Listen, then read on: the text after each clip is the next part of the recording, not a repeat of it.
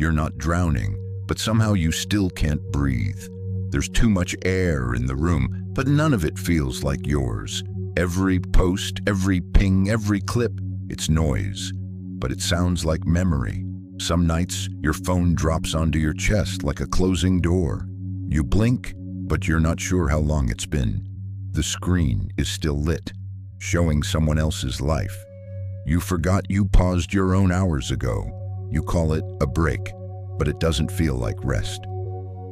Rest doesn't leave you emptier than when you began. This feels like sleepwalking with your eyes wide open. You scroll past someone sobbing to lo-fi beats, then a dog in a birthday hat, then a war, then a dance challenge with grief in the caption. You laugh, then you don't. It's a strange kind of emotional hangover, not caused by alcohol, but by everything. Your body can't tell if it's sad or just overstimulated, so it chooses silence. But even that doesn't feel like peace. It feels like forgetting how to feel. The air in your room is heavy with static, the kind that doesn't hum, it hovers. You wear headphones not to hear something, but to block everything. You keep watching people cry online. You pause on those moments longer than you admit. It feels invasive, but familiar, like watching your own breakdown on someone else's face. There's a playlist called Emotional Damage. You liked it, ironically. Now you listen to it without skipping, not for the songs, for the ache it understands. You used to write late at night. Now you collect quotes, clips, captions. You save the feelings, but don't feel them. Your notes app is filled with unfinished sentences. Your mind is filled with unread emotions. You think in captions now, short, poetic, unresolved. You open 5 apps, not because you need them, but because you're scared of the one thing they don't offer, stillness. There's a difference between being alone and being unplugged. You've been alone a lot lately, but never truly off. Never fully here. The TV's still on in the living room. No one's watching, but it plays anyway, like your brain, always running in the background. Every channel flickers. Too fast to hold, too loud to rest, too soft to scream. Your soul has become a browser with 30-some tabs open, none of them playing music, but all of them draining battery. You can't find which one started the noise. You laugh at a meme about emotional burnout, then immediately save it, then immediately forget why you were laughing, then open Instagram again. Even your dreams aren't safe anymore. They speak in filters and sound bites. You wake up with captions still echoing and an ache that isn't physical, but persistent. You don't remember the last time your phone was off, not asleep, not on silent, off. You keep saying you need a break, then reply to DMs like it's urgent, then refresh, then wonder why your chest still feels tight. You watch someone post "I'm healing," but it looks curated, like a costume worn for applause. You wonder if yours would look the same. You try to breathe, but every inhale brings a new notification, a new story, a new version of yourself you haven't met yet. It's not that you don't care anymore. It's that you've cared for too much, too long, without stopping, and now even beauty feels exhausting. Even kindness sounds like noise. Maybe it's not that you're broken. Maybe you're just full. Overflowing with thoughts that aren't yours, with pain that was never named. You are not lazy. You are not ungrateful. You are not numb.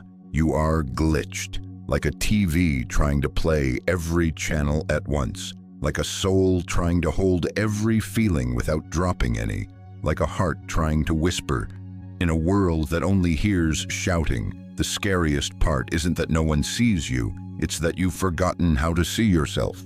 Underneath the glow, beneath the algorithm, before the scroll. They call it content. But it feels like a breakdown wearing makeup. The lighting is soft, the audio clean, but the pain behind it, familiar. Some wounds don't scream, they just persist. Not enough to break you, but just loud enough to keep you from ever resting. You wake up and reach for your phone before your eyes adjust.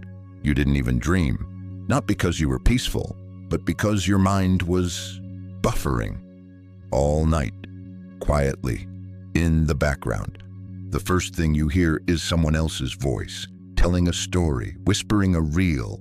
You feel something stir, not joy, not grief, just stimulus. You used to cry when something hurt.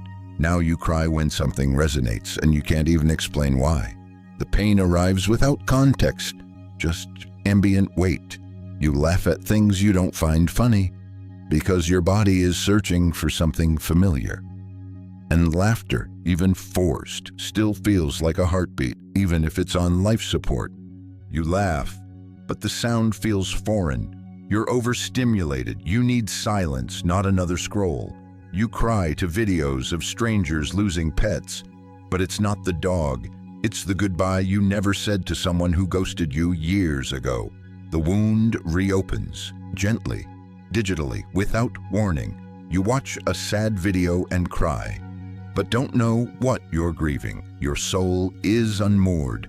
Try anchoring in reality again. One object, one sound. You open app after app, looking for a message you didn't know you wanted, but none come. Just likes, just numbers, just more noise. There's a loneliness in being online all day and still feeling unseen, a kind of ache that doesn't want hugs. Just recognition. You used to journal. Now you type venting into the search bar. You listen to someone else fall apart and nod like they're reading your diary out loud. You crave connection, but open apps instead of doors. You're scared of being seen. Let that be named, not judged. You leave the TV on while you eat, not because you're watching, but because silence feels like a confrontation. You used to enjoy meals. Now it's background buffering for your nervous system. You fall asleep to strangers whispering affirmations, but wake up feeling just as frayed, like a cord wound too tight. You keep sleeping, but never really resting. You fall asleep with YouTube auto playing. Your mind doesn't know how to end days anymore. Give it a ritual, a soft ending. You've saved 40 videos about healing. You even made a folder, soul stuff. But the folder is full, and you still feel empty. You save 40 healing videos, but haven't watched one. You're hoarding hope. Let one in, just one. You read a caption that says, "You're not too much. You're just surrounded by people who can't hold you." You double tap, but part of you doesn't believe it yet. The cracked screen flickers again. A text from someone who hasn't asked how you're doing in weeks. Still, you answer, because routine feels safer than honesty. Your screen time report tells you 11 hours. You laugh, but only because crying would make it real. It already is. You forgot how to arrive. In a moment, you keep exiting yourself. One swipe at a time. You don't want to be dramatic, but some days you feel like a ghost in your own story. You record a voice memo, but never send it. You listen back and don't recognize your own voice. You tried to delete the app once, but you reinstalled it 47 minutes later. You said it was just for work, but it was really because silence started getting too loud again. A cracked screen doesn't stop functioning. It still responds, still glows, still looks okay from far away, but up close you see the lines. Maybe that's you, still showing up, still engaging, but behind the brightness, you've splintered. You reply to a "how are you" with "haha, just tired." You don't say you cried before breakfast, or that your chest has been aching for no reason. You just manage. You think of deleting everything, all the apps, all the bookmarks. But then what? Who would you be without the noise? And maybe that's the scariest part. You've forgotten how to exist without performance, without input, without a screen telling you what emotion to feel next. And the universe, or something softer, whispers, "This isn't your fault. You weren't built to absorb 1,000 lives a day." But there is a quiet inside you, and it remembers who you were before the scroll. You put your phone down, it buzzes again, but you don't reach for it. You just breathe, not for long, but long enough to hear yourself. You used to have thoughts. Now you have tabs, each one open, none of them yours anymore. Some collapses are silent, not crashing, not falling, just freezing, like a live stream stuck mid-blink. You, suspended between frames, between being and appearing. You still show up, but the part of you that feels it, that part's been lagging for months. You say, "I'm here," but your voice arrives 3 seconds too late. It always does. You join the Zoom, you smile at the camera, but no one waves back. You're frozen again. They say, "We can't hear you." But that's not the glitch. The glitch is you stopped trying to be heard. You used to have presence. Now you have pixels, a carefully compressed version of yourself, optimized for upload, but starving for meaning. The ring light flickers. Your reflection stutters. You stare at your own face, but the delay distorts you. You watch yourself smile before you feel the emotion, if you even feel it at all. You've started speaking in emoji. You pause before every sentence, not for thought, but to filter the rawness, to make sure what you say won't unglitch you in public. You forget how to finish sentences, not because you don't know the words, but because your soul has stopped buffering meaning. You trail off, mid-sentence, mid-thought, mid-self. You reread your own messages and wonder who typed them. They sound like you, but more curated, softer, sharper, sadder. It's like watching a rerun of someone who still remembers how to feel. Sometimes your screen freezes while you're talking, and no one tells you for 3 whole minutes. They thought you were just quiet. You weren't. You were confessing, but the confession didn't make it through. You say, "I'm okay" in group chats, but your reaction speed gives you away. You type too slow. You delete. You retype. You reply with a GIF. Because a glitch is easier than a real answer. You feel something shifting. Not breaking, not yet, but a kind of psychic stutter, like you're on the edge of disappearing gently. You eat but forget the taste. You laugh but forget the joke. You scroll but forget what you were looking for. Your life plays on loop, but none of it feels live. You keep a browser tab open titled, "How to Feel Again." You never click it, but it comforts you, knowing it's there. You dream about people you haven't seen in years, but in your dreams, they're always frozen, eyes open, mouths moving, but no sound, no warmth, just glitch. A prophetic whisper blows in, maybe the wind, maybe your own voice. Your body is still online, but your soul has been buffering for months, and you didn't even notice when it stopped loading. You wake up tired, not from sleep, but from masking. You wore a voice all day that wasn't yours, and it fit so well you almost forgot how to speak from the inside out. You scroll past a meme that says, "I miss me, but I'm still here," right? You double tap it, then stare at your reflection and wonder why the question stings. You post a story with a song that says, "What you're too scared to admit." Someone replies, "This hit too close." You leave it on red because some mirrors hurt more when held up too fast. The camera lingers, the ring light glares. You click go live, but something in you stays private, even here, even now. You've become so used to buffering, you mistake the pause for peace, but it isn't.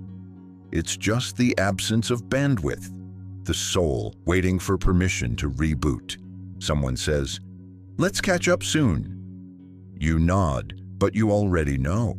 You'll forget to reply, not because you don't care, but because caring feels like effort you no longer have.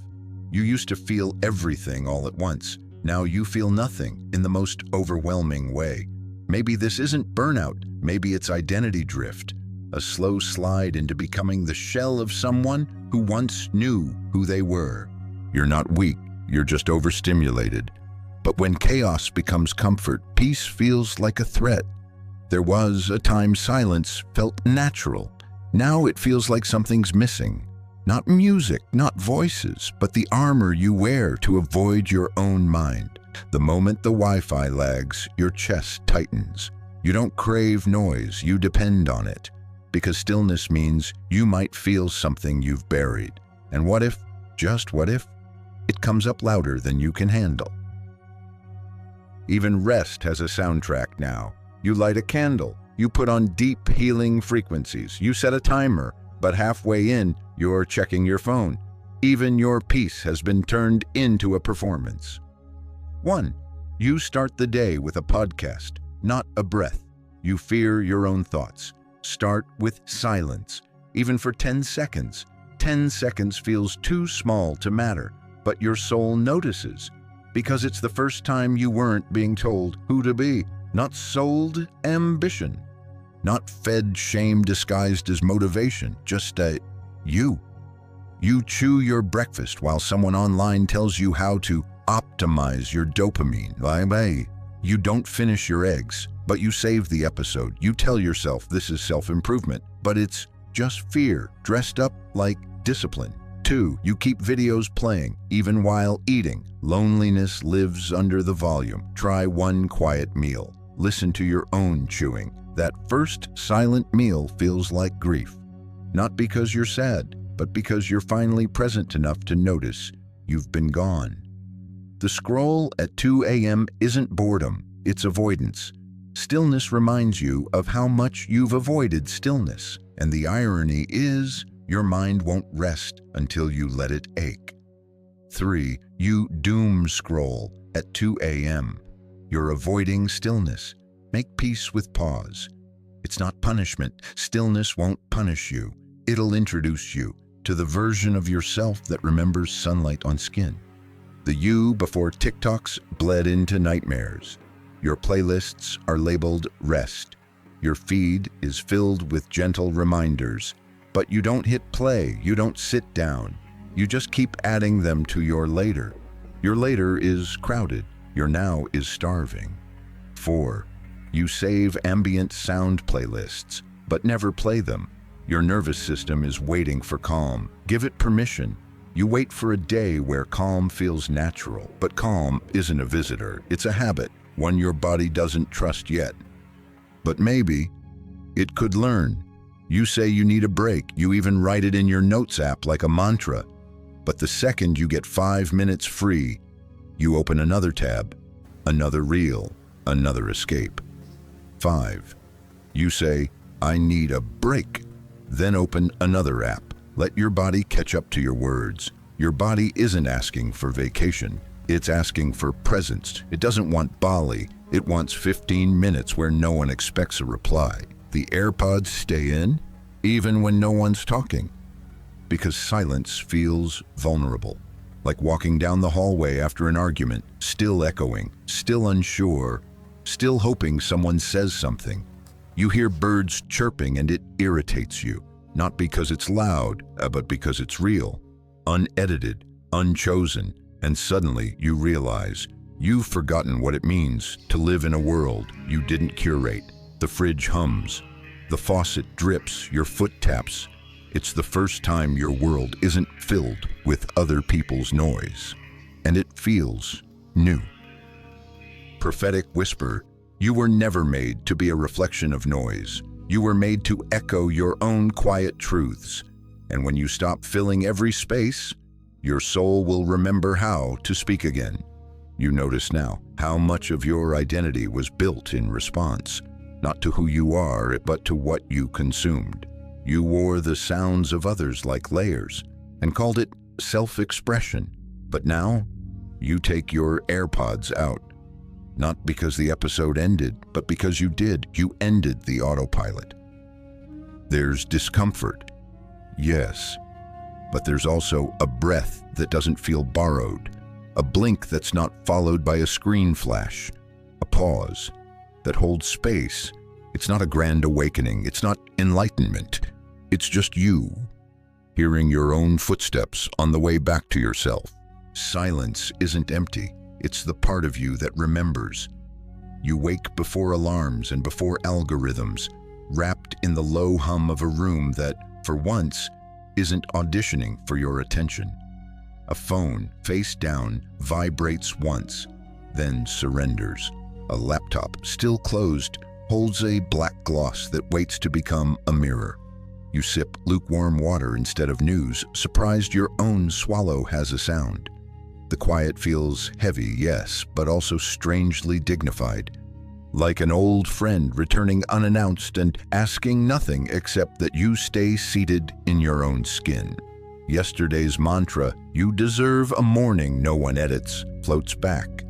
You flip the laptop open just enough to watch the dark screen catch sunrise. No filter, no caption, only pores, pillow creases, and eyes not yet curated.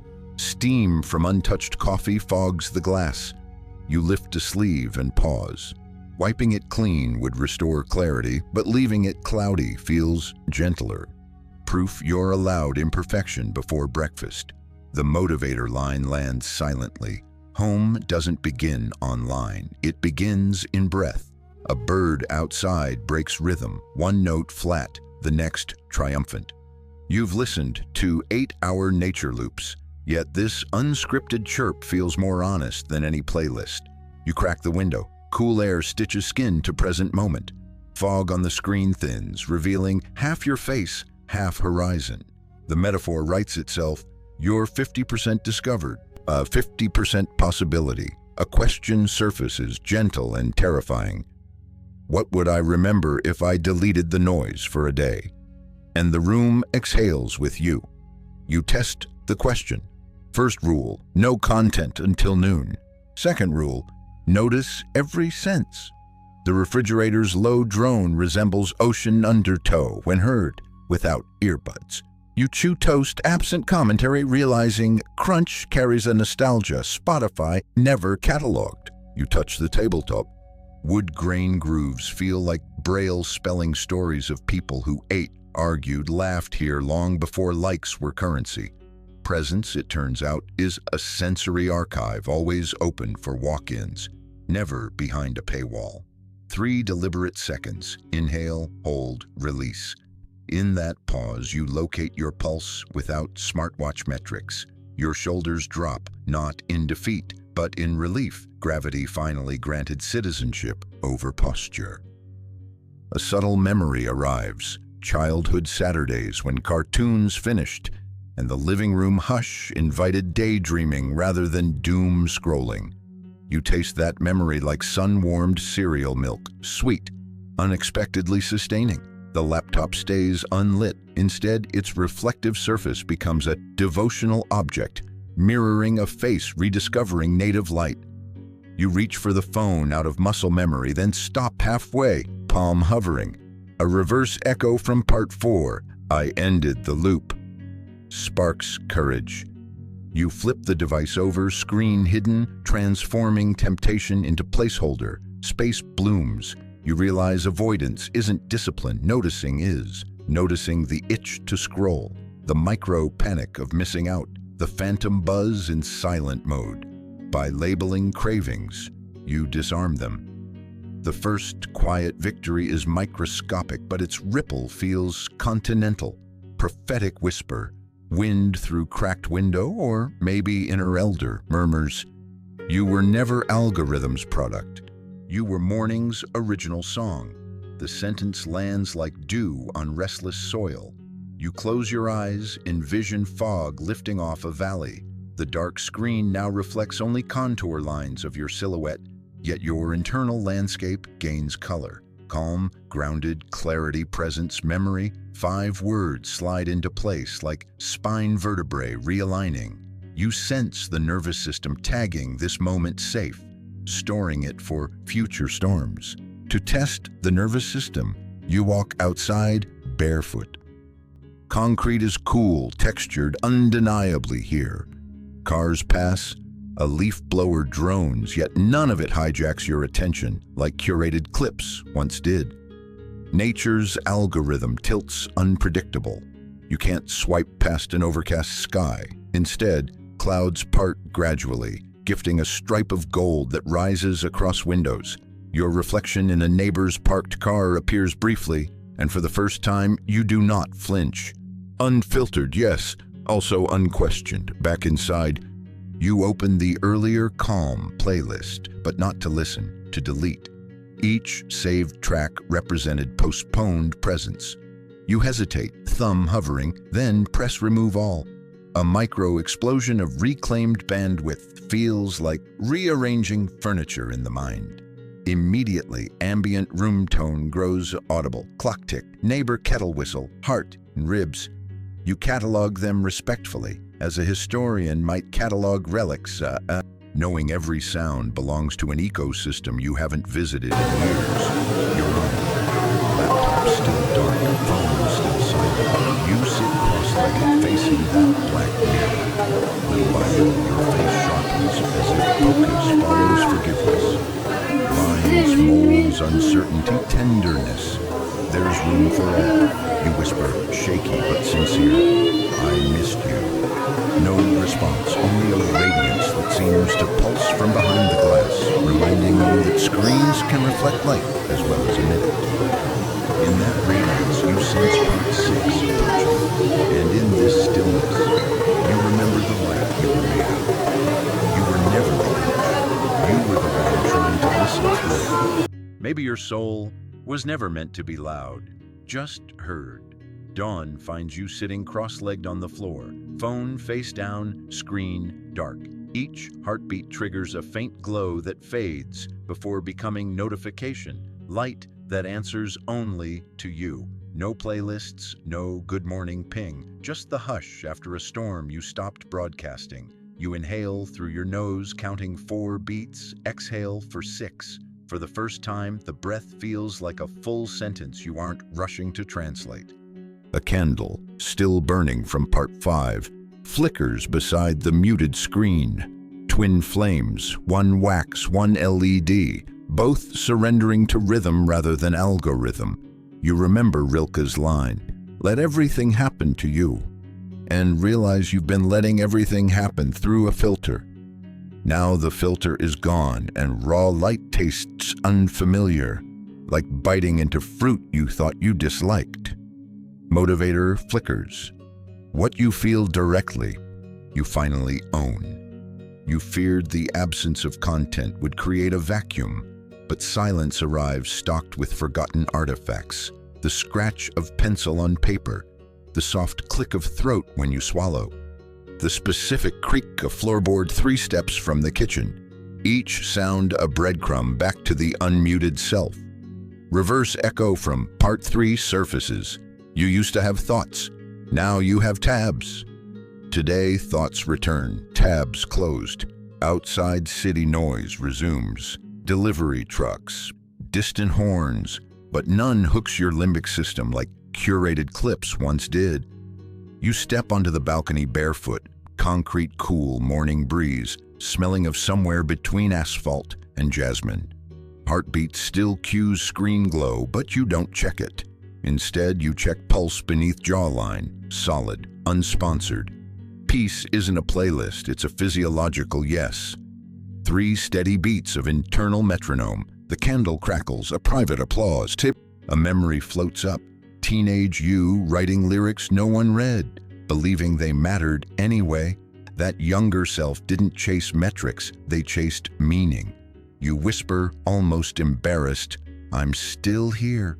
Dark glass replies with your reflection, uncaptioned, uncorrected. Notebook opened, you let ink spill slower than thumbs ever could. Sentence 1, I forgive the scroll. Sentence 2, I forgive myself for hiding in it. Ink pools, dries matte, permanence scaring you in a productive way. Hand cramps, evidence of muscles waking from hibernation. Matt Haig's reminder returns, survival doesn't always look noble. Sometimes it looks like next video. Prophetic whisper arrives, maybe wind, maybe spirit. You are not a glitch, you're the operator who finally pressed pause. Static that haunted earlier parts fades like rain evaporating from asphalt. You notice cheeks warm, not from screen light but inner combustion. Rebirth isn't phoenix flames, it's hearth coals reigniting gradually. Trustworthy enough to cook new stories on. Phone lights again, heartbeat sensor dutiful. Instead of flipping it, you slide it beneath the journal. Symbolic burial of reflex. Light leaks at edges, pulsing like a lighthouse you'll revisit, not worship. You laugh, soft, reverent, at how small the device looks now that attention has grown. In that laughter, glitch finally dissolves. You list what you can hear. Kettle rumble, neighbor's faucet, inner monologue clearing its throat. Guiding question surfaces. If I listened, really listened, what would I hear? Answer begins. Your own name spoken kindly, old dreams knocking, static replaced by spacious chorus, subtle but unmistakably yours. Evening finds you beside the same candle, flame lower yet steady, phone screen dormant unless pulse insists. You respect the boundary. You practice a new ritual, asking, "Heart, are we safe?" before opening any app. Sometimes answer is yes, sometimes you keep it closed. And each decision feels like tuning an instrument, long ignored. If this hush felt like homecoming, drop a below, a tiny light for every soul still buffering in the dark.